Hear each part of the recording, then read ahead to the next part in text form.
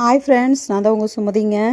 என்ன பண்ணிட்டுருக்கிறேன்னு பார்த்தீங்கன்னா, உனக்கு ஆடவும் தெரியல, சும்மாவும் இருக்க மாட்டேங்கிற அப்படிங்கிற மாதிரி எனக்கு பஜ்ஜி போடவும் தெரியல, அறுக்கவும் தெரியல, என்ன பண்ணுறதுன்னு தெரியல. பஜ்ஜி சாப்பிடணும் போல் ஆசையாக இருக்குது, நம்ம வாய் கம்முன்னு இருக்க மாட்டேங்குது அப்படின்னு சொல்லிட்டு பஜ்ஜி செய்யலான்னு கிளம்புனா, நான் ஒரு பக்கம் அறுத்து அது ஒரு பக்கம் போகுது. சரி, ஏதோ நம்மளுக்கு தெரிஞ்ச மாதிரி அறுத்து அப்புறம் பஜ்ஜி மாவை போட்டு கலக்கி பஜ்ஜி சுட்டே தள்ளிடலான்னு பார்த்தா, இப்போ பிணையில் நல்லா கெட்டியாக பிணையிறனா தண்ணி கொஞ்சம் அதிகமாக போயிடுச்சு.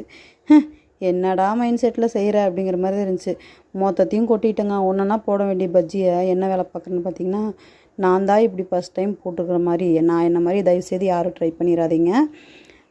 ஏதோ ஒரு மைண்ட் செட்டில் எப்படியோ ஒன்று கசகசன்னு செஞ்சுட்டேன். ஆனால் ஒரு வழியாக பஜ்ஜி ரெடி ஓகேங்கிற மாதிரி தான் இருந்துச்சு. போட்டு ஒரு குட்டி வானல் வச்சு எண்ணெயை வச்சு ஊற்றி போட்டேன். மாவு ஒட்டி தான் வந்ததுங்க. ஓரளவுக்கு சாப்பிட்ற மாதிரி நல்லா தான் இருந்துச்சு. அதோட டீ வச்சு குடிக்கலாம் அப்படின்னு சொல்லிட்டு கிளம்பிட்டேன்.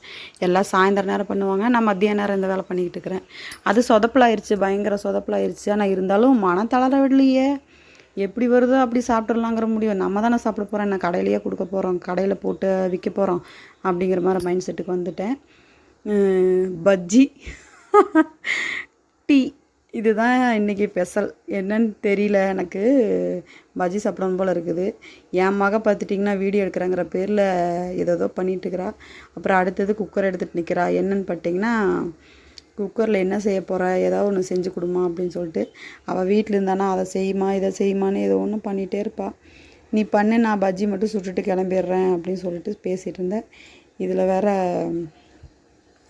அயலுமாளுக்கு வேறு வேலை என்ன, தேங்காய் சட்னி வச்சு கொடுமா அப்படிங்கிறா. பஜ்ஜிக்கு தேங்காய் சட்னி நல்லா தான் இருக்கும், ஆனால் நம்மளுக்கு அது வரைக்கும் பொறுமை இருக்குதான்னு தெரியல.